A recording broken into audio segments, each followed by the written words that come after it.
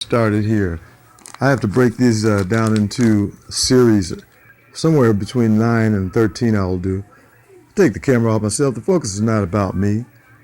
This is not also about a relationship necessarily, although it involves one or two people bickering. What this is about to me is the type of illness and sickness and crazed lunacy that we all deal with on a day-to-day basis, and the things that are passing for normal and the people that think they're normal that are so far from reality and that cause each other stress and strain and headache and irritation, agitation, anything that you could name that's abnormal, that's unnecessary and shouldn't be there.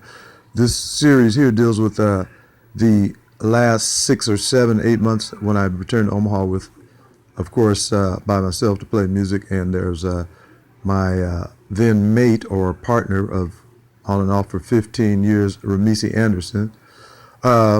Sheila. She's got so many aliases, and I plan in one of these to deal with that exclusively. Aliases.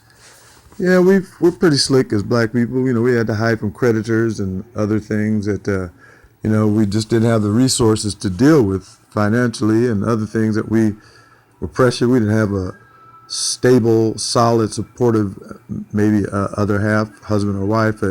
We had to deal with maybe children by ourselves, whatever that may be. It's been hard for a lot of our people. Anybody that thinks it hasn't been harder, much harder, yeah, it's great if you succeed, and that's fine, but the pressures are there so that a lot of our people weren't going to, regardless of how hard they worked, they were just going to work themselves to the grave.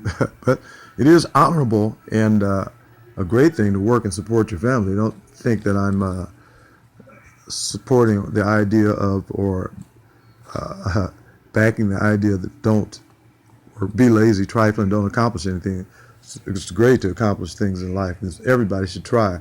Anyway, that's not the subject, and I'm not an expert on that. I'm not an expert on anything, and I try to be as much of an expert as possible in music. However, in my 50s, and I have lived a lot of things, a lot of experiences. So when I see something that I know it is what it is, no matter how many people stand firmly against it and negatively attack me or call me crazy or nuts, that doesn't matter to me, because most of the people that do that, what have they really done for themselves, or what do they really know about anything? They've been failures, and they've had dozens of failed relationships. They've given themselves foolishly and due to weakness and loneliness or whatever the case be, to people that are in no position to do anything but to use them. So who would listen to those naysayers? Not I. Anyway, Sheila Sunday Ramisi Anderson. I lived at the Foxdales up there in Aurora on Walden Way for 3 years when I left Omaha after returning from prison, which in typical Sheila fashion, I heard nothing from her for over 2 years. Not a letter, not a drop of money, no kind of any contact, which was excused, of course, and evaded if possible when questioned on it. And that's been the pattern throughout our relationship. I got to break these down.